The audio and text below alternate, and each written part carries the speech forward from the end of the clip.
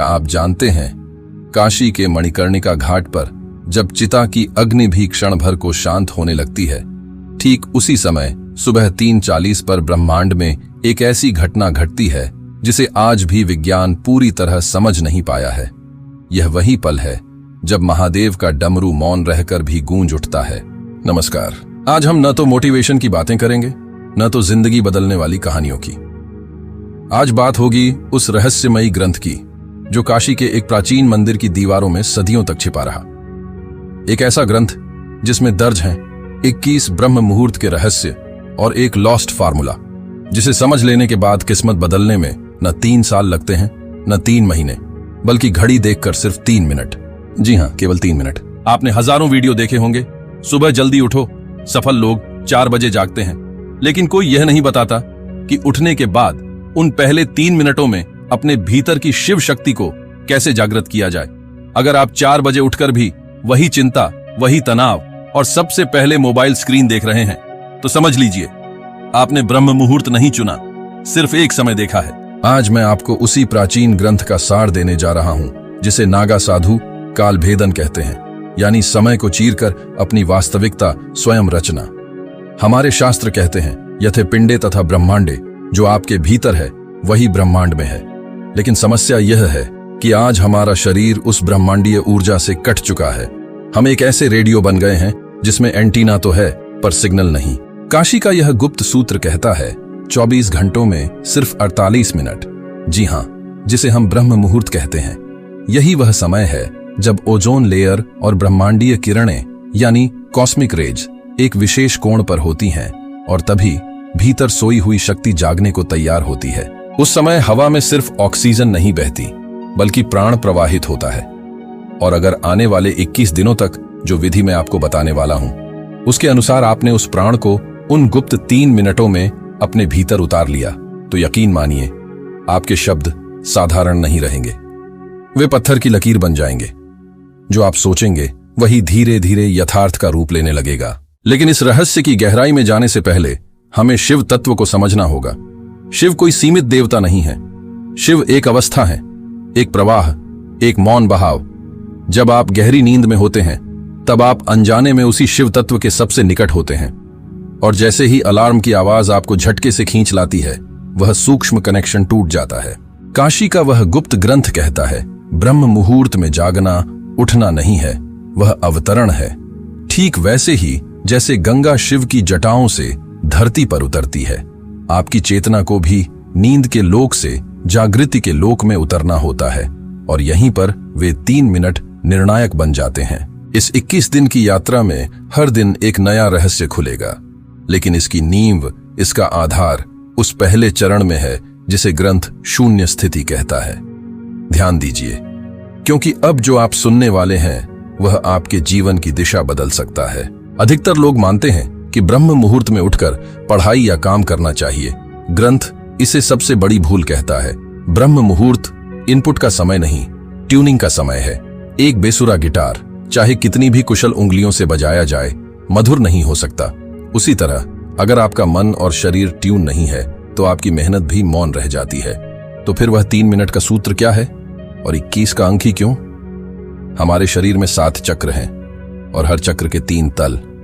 7 गुणा 3 21। यह कोई संयोग नहीं है। 21 दिनों में हम 7 चक्रों के तीनों तलों को उस 3 मिनट की विधि से अलाइन करेंगे। जैसे ही आपकी आंख खुले, चाहे 3:30 हो या 4, आपको न कूदना है न हिलना है। ग्रंथ का पहला नियम है स्थिरता में ही शिव है। उस क्षण आपके मस्तिष्क की फ्रीक्वेंसी थीटा स्टेट में होती है। यही वह अवस्था है जहां बोया गया हर बीज विशाल वृक्ष बनता है। अगर आप हड़बड़ी करते हैं तो आप उस जादुई खिड़की को खुद बंद कर देते हैं। तो आइए इस रहस्यमयी यात्रा का आरंभ करें। अपने मन के सारे द्वार खोल दीजिए, क्योंकि अब हम उस गुप्त ज्ञान के सागर में उतरने वाले हैं जहां तर्क थम जाता है और अनुभूति शुरू होती है। क्या आप सच में तैयार हैं अपनी डेस्टिनी को रीराइट करने के लिए? उस प्राचीन ग्रंथ में इसे त्रिपुरा रहस्यम कहा गया है। 3 मिनट, 3 लोक और 3 शक्तियां। जैसे ही आपकी आंख खुलती है, पहला 60 सेकंड सिर्फ आपके शरीर का होता है। इसे अन्नमय कोश कहा गया है। आपको बिस्तर पर ही रहना है, न हाथ हिलाना है न पैर, बस अपने शरीर को महसूस करना है। अपनी चेतना को पैरों के अंगूठे से धीरे धीरे सिर के ऊपर सहस्त्रार चक्र तक ले जाइए। यह अनुभव कीजिए कि आप जीवित हैं। यह कोई छोटी बात नहीं है।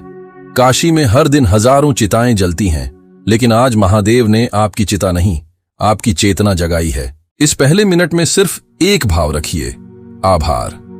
मन ही मन कहिए, हे महाकाल, इस नए जीवन, इस नए अवसर के लिए धन्यवाद। आभार के साथ दिन की शुरुआत करना ब्रह्मांड को यह संकेत देता है कि आप और पाने के लिए तैयार हैं। अब आता है दूसरा मिनट, सबसे निर्णायक क्षण। यह है प्राणमय कोश का समय। अब अपना पूरा ध्यान अपनी सांसों पर ले आइए। ग्रंथ कहता है, सांस ही शिव की रस्सी है। ब्रह्म मुहूर्त में आपकी इड़ा यानी चंद्र नाड़ी और पिंगला यानी सूर्य नाड़ी संतुलन की अवस्था में आती है। आपको कुछ बदलना नहीं है, बस देखना है हवा कैसे भीतर जा रही है और कैसे बाहर लौट रही है। इस दूसरे मिनट में कल्पना कीजिए कि हर श्वास के साथ ब्रह्मांड की सुनहरी ऊर्जा आपके भीतर भर रही है और हर श्वास छोड़ते समय आपकी थकान, रोग, भय और नकारात्मकता काले धुएं की तरह बाहर निकल रही है। यह केवल कल्पना नहीं, यह एक गहरी मानसिक प्रक्रिया है जो आपके शरीर के सेल्स को नया निर्देश देती है। इसे ग्रंथ शिव श्वास क्रिया कहता है। और अब आता है तीसरा मिनट, मनोमय कोश यानी सृजन का समय। अब शरीर स्थिर है, सांसें लय में हैं और मन एक कोरे कागज जैसा हो चुका है। इसी क्षण आपको अपना संकल्प दोहराना है, लेकिन यहां सबसे बड़ी भूल होती है। लोग कहते हैं, मैं अमीर बनना चाहता हूं या मैं स्वस्थ होना चाहता हूं। ग्रंथ स्पष्ट कहता है, चाहना कमी की भाषा है। आपको ऐसा महसूस करना है जैसे वह अवस्था पहले ही आपके जीवन में उतर चुकी है। भाव रखिए, अनुभूति रखिए, क्योंकि इस तीसरे मिनट में जो आप महसूस करते हैं वही आपकी वास्तविकता का बीज बन जाता है। मैं शक्तिशाली हूं, मैं अपने लक्ष्य को प्राप्त कर चुका हूं, शिव की कृपा मेरे साथ है। इस तीसरे मिनट में इन शब्दों को केवल दोहराइए मत, अपनी बंद आंखों के भीतर उन्हें जी कर देखिए। अपनी सफलता, अपनी शांति, अपनी मुस्कान को इतना स्पष्ट देखिए जैसे आप कोई एचडी मूवी देख रहे हों, क्योंकि जब ब्रह्म मुहूर्त की नीरवता में, थीटा स्टेट में यह बीज बोया जाता है, तब पूरी प्रकृति, पंच तत्व उसे वृक्ष बनाने में लग जाते हैं। यही है वह 3 मिनट का गुप्त सूत्र, शरीर के लिए आभार, सांसों का शुद्धिकरण और संकल्प का बीज। लेकिन याद रखिए, एक दिन से कुछ नहीं बदलता। उस गुप्त ग्रंथ में स्पष्ट लिखा है 21 दिनों का चक्र, और ये 21 दिन आसान नहीं है। यह आपके पुराने मैं की मृत्यु और नए मैं का जन्म है। अब समझिए इन 21 दिनों में आपके साथ क्या घटेगा और इसे कैसे संभालना है। ग्रंथ इन 21 दिनों को 3 चरणों में बांटता है, 3 फेज, हर फेज 7 दिन का। पहला चरण दिन 1 से 7, जिसे कहा गया है विषपान, डिटॉक्सिफिकेशन। यह शब्द अजीब लग सकता है, लेकिन समुद्र मंथन को याद कीजिए। अमृत से पहले हलाहल विष निकला था और उसे महादेव ने अपने कंठ में धारण किया था। जैसे ही आप इस 3 मिनट की साधना शुरू करेंगे, शुरुआती 7 दिन सबसे कठिन होंगे। आपका शरीर विद्रोह करेगा, नींद ज्यादा आएगी, सिर भारी लगेगा, पुराने दबे हुए भावनाएं बाहर आएंगी। मन कहेगा, छोड़ो, सो जाते हैं। यही वह विष है जो वर्षों से आपके भीतर जमा था। आलस्य, टाल मटोल, भय, असुरक्षा, यह सब अब बाहर निकल रहा होगा। काशी का सूत्र कहता है, जो तपता है वही निखरता है। इन 7 दिनों में आपको पीछे नहीं हटना है, आपको नीलकंठ बनना है। उस बेचैनी को, उस नींद के झोंके को बस देखना है, उसका शिकार नहीं बनना। इन दिनों एक कठोर नियम का पालन कीजिए। सुबह उठते ही पहले 1 घंटे तक मोबाइल स्क्रीन नहीं देखनी है। अगर आपने इन 7 दिनों में मोबाइल की नीली रोशनी आंखों में डाल ली, तो समझिए आपने अपने पीनियल ग्लैंड को अंधा कर दिया। यह वही समय है जब आपका तीसरा नेत्र सक्रिय होने की कोशिश करता है। उसे अंधेरा चाहिए, स्क्रीन की रोशनी नहीं। इन 7 दिनों में खूब पानी पिएं, क्योंकि आपका शरीर भीतर की गंदगी को बाहर निकाल रहा होगा। और अगर आप इस संघर्ष के पहले 7 दिन पार कर लेते हैं, तो समझ लीजिए आपने अपनी पुरानी आदतों की रीढ़ तोड़ दी है। आगे का रास्ता तब खुद आपके लिए खुलने लगता है। अब आता है दूसरा चरण, दिन 8 से 14, जिसे ग्रंथ अघोर दृष्टि यानी शुद्ध ऑब्जर्वेशन कहता है। अघोर का अर्थ है जो घोर नहीं है, जो सरल है, निष्पक्ष है, जिसमें कोई जजमेंट नहीं। जब शरीर थोड़ा स्थिर हो जाता है, तब 8वें दिन से असली खेल मन का शुरू होता है। इन दिनों अचानक आपको नए नए आइडियाज आने लगेंगे। कभी कभी बहुत पुरानी दबाई हुई यादें भी उभर कर परेशान करेंगी। ग्रंथ स्पष्ट कहता है, विचारों को पकड़ना नहीं है, उन्हें बहने दीजिए। जैसे गंगा के घाट पर बैठकर आप जल को रोकते नहीं, सिर्फ उसे बहते हुए देखते हैं, वैसे ही ब्रह्म मुहूर्त के उन 3 मिनटों के बाद शांत होकर अपने विचारों को देखें। इस फेज में एक अजीब सी शांति उतरने लगती है।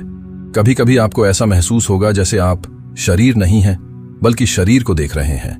यही वह क्षण है जब आपकी फ्रीक्वेंसी बदलने लगती है। आप खुद नोटिस करेंगे, जो बातें पहले आपको क्रोधित कर देती थीं, अब वे अर्थहीन लगेंगी। छोटी बहसें, बेकार ड्रामा, आप उनसे अपने आप दूर होने लगेंगे। क्यों?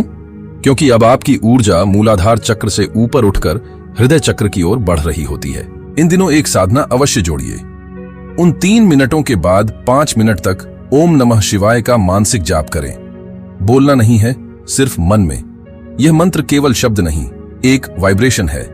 ग्रंथ कहता है, यह कंपन आपके डीएनए को रिपेयर करता है।